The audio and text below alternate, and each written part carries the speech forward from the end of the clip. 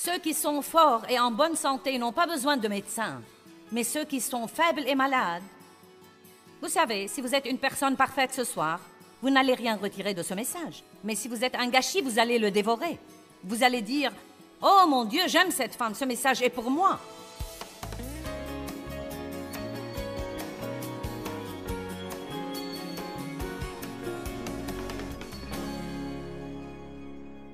La miséricorde est absolument merveilleuse. On ne peut pas la gagner.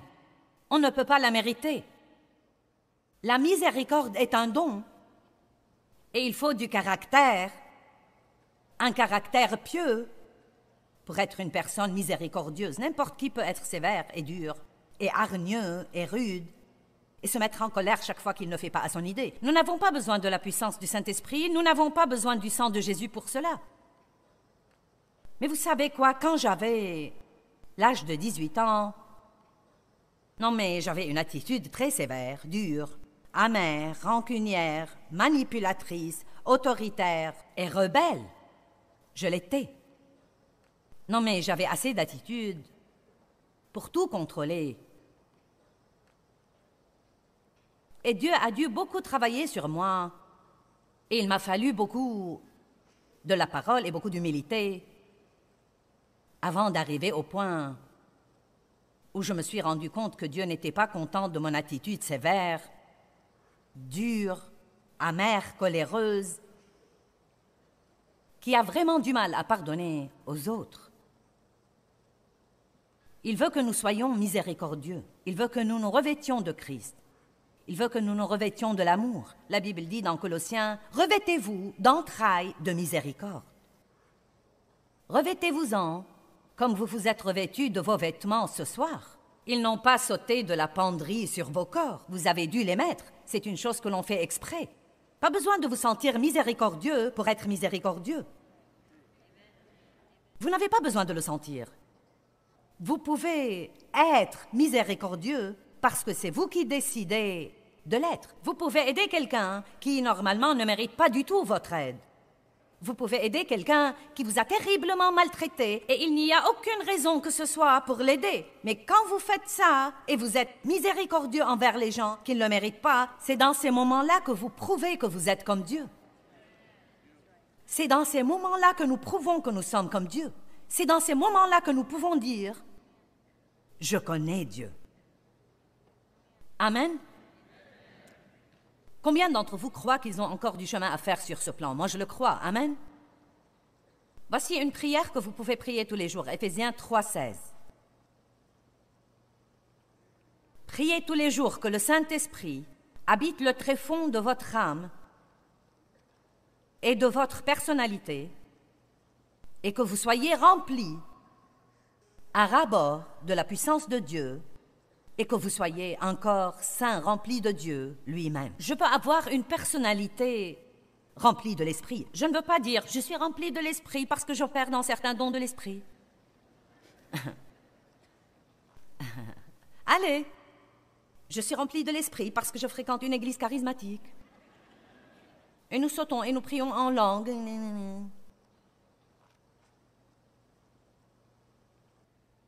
Non, ayons des personnalités remplies de l'Esprit. Ayons un comportement rempli de l'Esprit. J'aime les dons de l'Esprit, j'aime l'excitation, j'aime l'enthousiasme. J'en ai assez de voir les gens venir à l'église et sauter partout, et crier, et hurler, et faire toutes sortes de soi-disant choses spirituelles, et ensuite derrière, les portes fermées à la maison. Allez, que quelqu'un m'aide, je prêche mieux que vous ne réagissez. Si vous voulez voir un vrai chrétien, ne regardez pas à l'église. Nous mettons tous notre visage d'église à l'église. Allez regarder à la maison derrière les portes fermées. Voyez comment quelqu'un agit quand il apprend une mauvaise nouvelle. Éphésiens 4, 1, 2. Dans le premier verset, Paul dit « Je vous exhorte à mener une vie qui soit digne de la vocation divine et ayez un comportement qui fasse honneur à votre vocation de servir Dieu. » Combien d'entre vous croient que si nous voulons nous faire appeler chrétiens, nous devons avoir un comportement chrétien? Je travaille avec Dieu tous les jours sur mon comportement. Non seulement pour mémoriser les versets, je fais ça aussi, mais pour mon comportement. C'est important pour moi d'avoir un bon comportement, de bien traiter les gens. Le verset 2 dit « Vivez comme il convient, avec une modestie complète de la pensée, humilité. » Vous savez ce que veut dire avec une modestie de la pensée? Ça veut dire que vous ne croyez pas que vous êtes meilleur que les autres. Et surtout, quand vous êtes doué dans un certain domaine, et vous ne comprenez pas que c'est un don. L'humilité comprend que c'est un don de Dieu. Et beaucoup de fois, quand nous avons un don de Dieu dans un certain domaine, il nous est si facile de nous impatienter et d'avoir une mauvaise attitude avec quelqu'un d'autre qui n'est pas doué dans ce même domaine. Amen. Vous savez, c'est facile pour Dave de se décharger de ses soucis parce que il est bâti comme ça et qu'il a beaucoup appris de Dieu. Ce n'est pas seulement sa personnalité, mais c'est plus facile pour lui qu'il ne l'est pour moi. Je dois travailler plus là-dessus. Et il a fini par comprendre ça.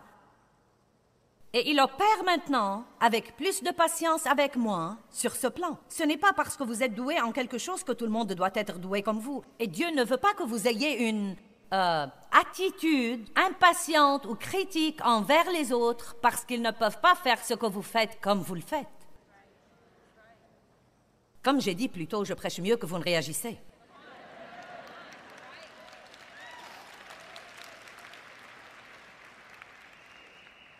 Il y a des personnes, en fait, qui apprennent très, très vite. Notre fils aîné, David, apprend très vite. Et il vous l'aurait dit s'il était debout ici. Je ne parle pas de lui dans son dos. Il l'aurait partagé avec vous ouvertement. Une des choses qu'il a eu beaucoup de mal à faire dans sa vie, dans le leadership, était de former d'autres personnes parce qu'il s'attendait à dire la chose une seule fois et elle était comprise. Parce qu'il est comme ça.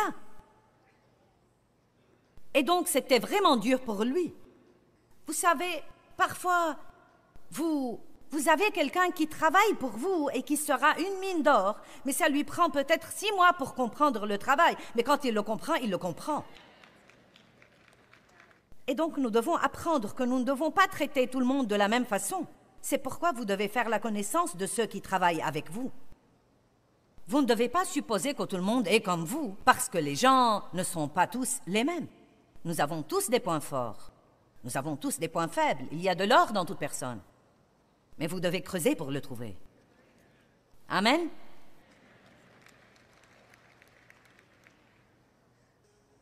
Modestie de la pensée, avec modestie de la pensée. Et humilité, avec docilité, désintéressement, gentillesse, douceur. Je travaille toujours sur le côté gentillesse et douceur. Croyez-moi, si Dieu peut m'aider à l'avoir avant ma mort, je serai si reconnaissante. Ça a toujours été un défi pour moi. Mon père était un type vraiment brutal. Et vous savez, j'ai déjà une voix « pour commencer. Et j'ai vraiment ce genre de « personnalité. C'est comme si tout ce qui sort de moi est comme « Allez, est-ce que quelqu'un est avec moi ce soir? Non, mais j'ai vraiment du mal à dire « Oui, chérie. Le Seigneur soit loué. » Mais je veux que vous sachiez que je prie toujours à ce sujet et que je travaille toujours là-dessus et que je deviens plus gentil chaque jour.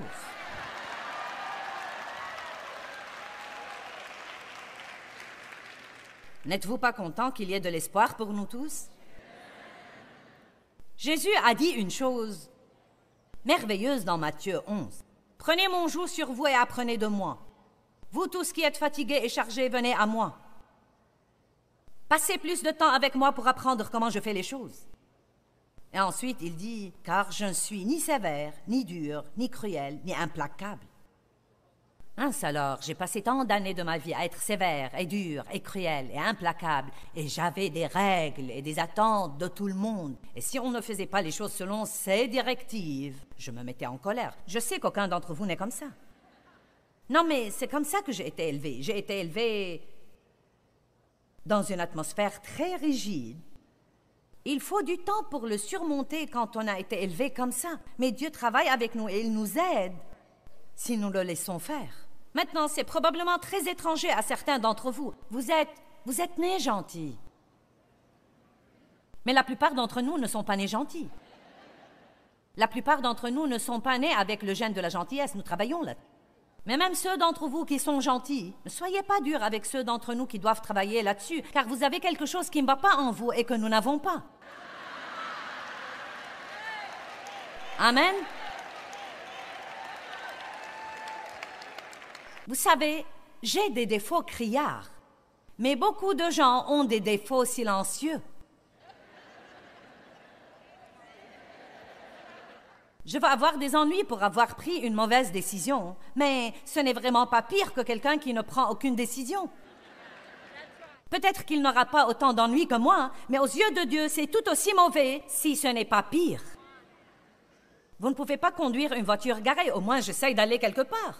Il se peut que j'aille dans la mauvaise direction de temps en temps, mais je fais un petit progrès dans la vie. Je suis une femme d'action et il y a des choses qui se passent et nous aidons des gens dans le monde entier. Certains d'entre vous essayent depuis 40 ans de savoir quel est leur ministère. Et ils ne veulent rien décider de peur de faire une erreur. Combien d'entre vous comprennent ce que je veux dire par des faux criards et des faux silencieux? J'ai finalement pensé, vous n'allez plus vous en tirer comme ça. Nous avons tous nos défauts. Jésus dit, je ne suis ni sévère, ni dur, ni cruel, ni implacable. Je suis humble, gentil, doux et modeste. De beaux versets. Regardons Matthieu chapitre 9.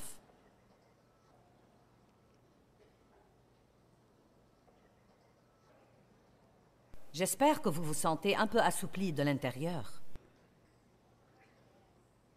Nous voulons que tous les cœurs durs fondent ce soir. Il se peut que vous soyez assis ici ce soir en vous sentant vraiment gentil jusqu'à ce que quelqu'un vous exaspère. Donc, si vous avez passé une semaine douce, ne soyez pas trop fiers de vous parce que vous savez de quoi je parle. C'est comme, oh, je n'ai vraiment pas de problème sur ce plan. Attendez que quelqu'un vous exaspère.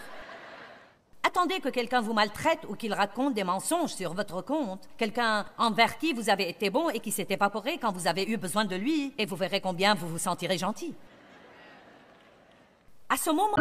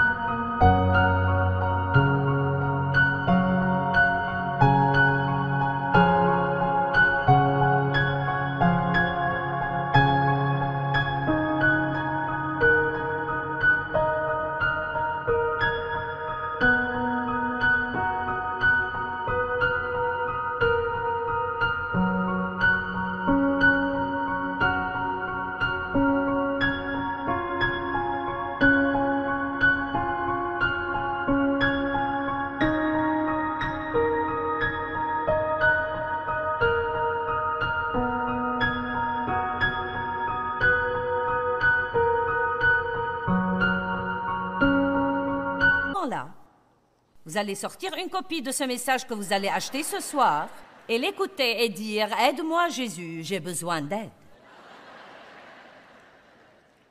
Matthieu 9, 9.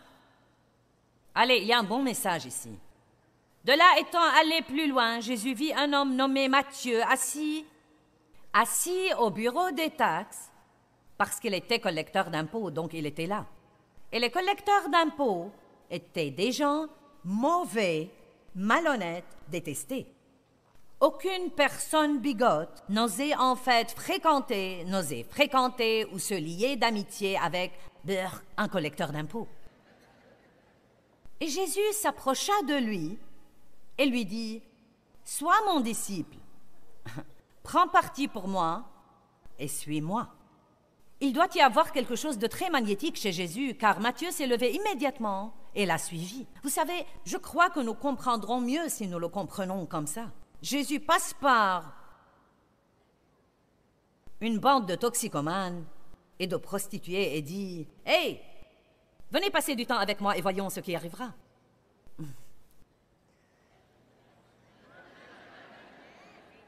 Vous voyez, les gens bigots seraient passés de l'autre côté de la route.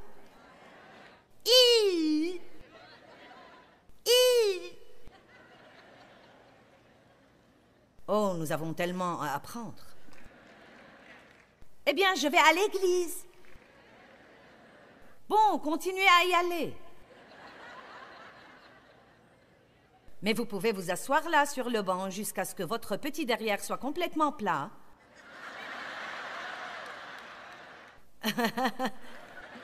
Et cela ne veut rien dire si vous ne sortez pas dans le monde pour montrer Jésus au monde.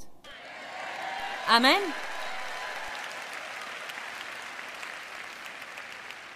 J'ai horreur quand je demande à quelqu'un s'il est chrétien et qu'il me dise quelle église il fréquente. Non, mais allez à l'église. Vous devez aller à l'église. Je suis contente que vous soyez ici ce soir. Mais vous devez savoir qu'il ne s'agit pas que de ça. Nous y allons pour apprendre ce que nous devons faire et ensuite nous devons sortir le faire. Le faire.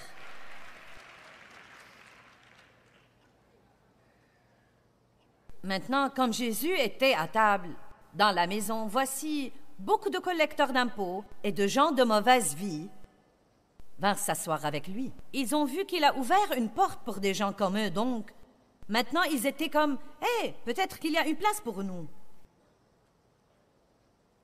Ils sont devenus ses disciples.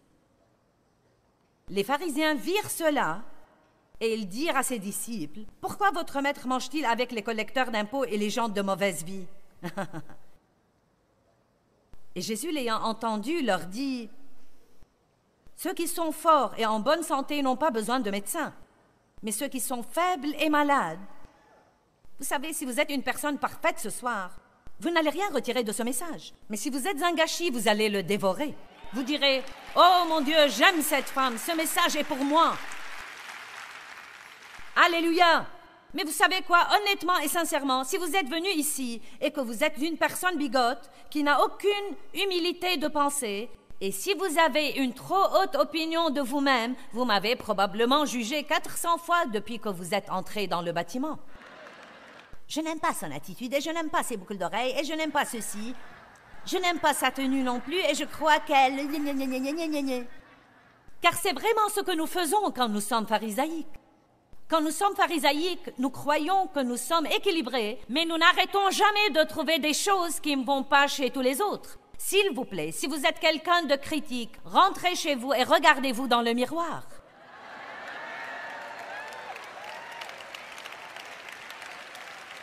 Parce que c'est le symptôme d'une mauvaise attitude. Allez donc apprendre ce que signifie, dit Jésus. Allez donc apprendre ce que signifie, verset 13. Je veux la miséricorde.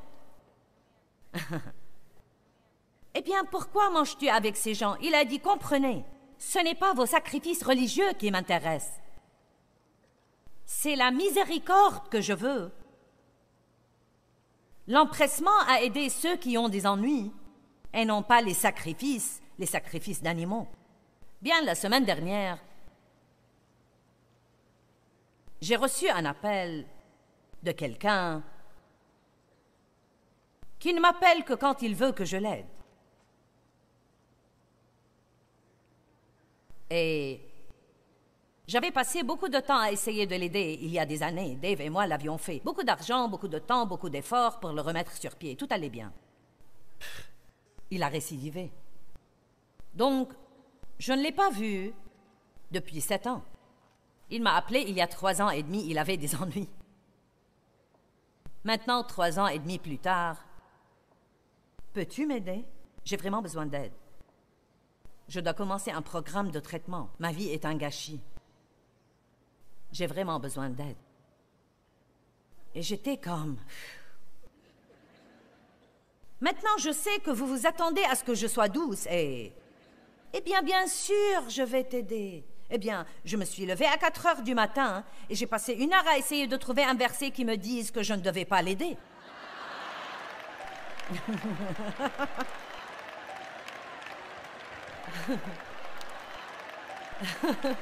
Parce que je ne voulais pas l'aider.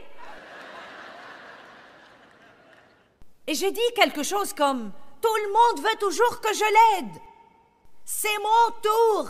Je veux que quelqu'un m'aide à moi. »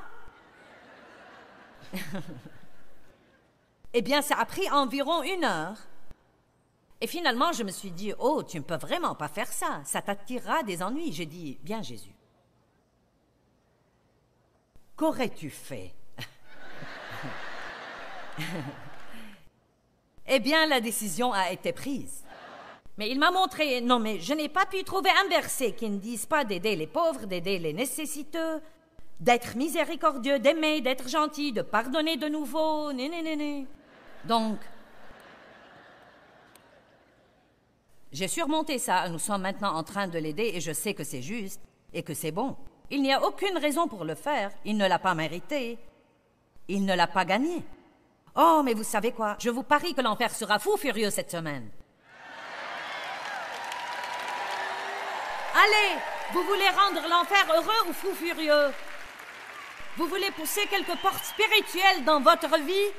Vous voulez démolir quelques forteresses? Vous voulez repousser le diable à sa place? Alors vous devez commencer à pardonner aux autres et à être miséricordieux parce que c'est complètement anormal de faire ça, mais complètement pieux.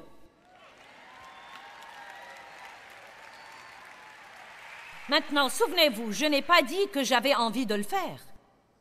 J'ai vraiment décidé de le faire.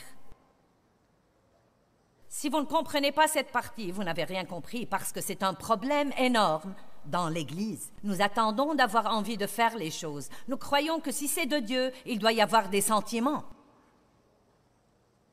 Jésus n'avait pas envie d'aller à la croix.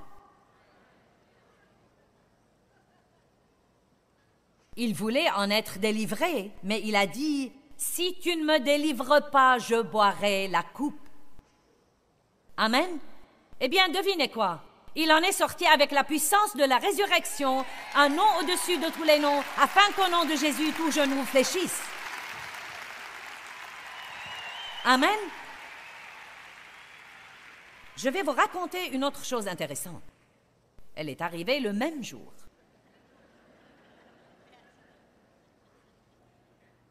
J'avais pris la décision, bien...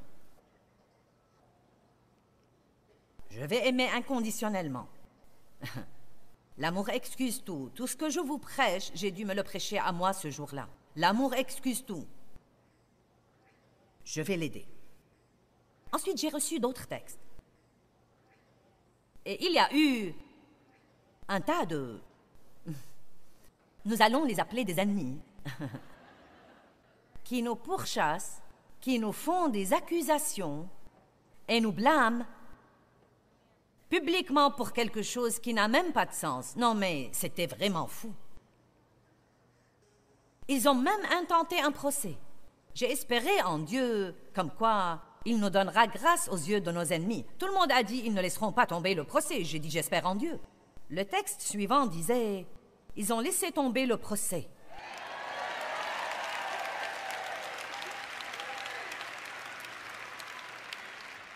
Puis, Un monsieur qui était comme ça, il dit qu'il est le mélange d'un agnostique et d'un athée, et c'était, vous savez, le truc du blog, quelque chose passe dans le journal, puis tout le monde dit ce qu'il en pense. Et donc, il a dit ce qu'il pensait de moi. Et donc, il s'est publiquement excusé. Il a dit, je suis désolé, Joyce Meyer, je te jugeais sur la base de ce qu'il disait de toi, et je trouve maintenant que ce n'était pas la vérité, donc je suis maintenant fâché parce qu'ils ne m'ont pas dit la vérité. Et j'aime ça. Il a dit, j'ai des sentiments contradictoires au sujet de cette Joyce. D'une part, elle me rappelle un vendeur de remèdes de charlatans. Oh, vous ne savez pas combien ça m'a amusé. D'une part, elle me rappelle un vendeur de remèdes de charlatans qui vole l'argent des petites vieilles dames. Mais d'autre part, elle prend l'argent et bâtit des orphelinats et donne à manger aux pauvres. Et donc, je ne peux vraiment pas tout à fait décider que penser d'elle. Non, mais tout cela s'est avéré hilarant, et quelle victoire c'était! Mais n'oublions pas que nous avons dû revenir au premier texte. Et la personne envers qui je n'ai pas voulu être miséricordieuse, mais quand j'ai fait ce que Dieu voulait que je fasse, en dépit de ce que je ressentais et aussi dur que ce soit, puis, tout à coup, j'ai eu une justification longtemps attendue de Dieu.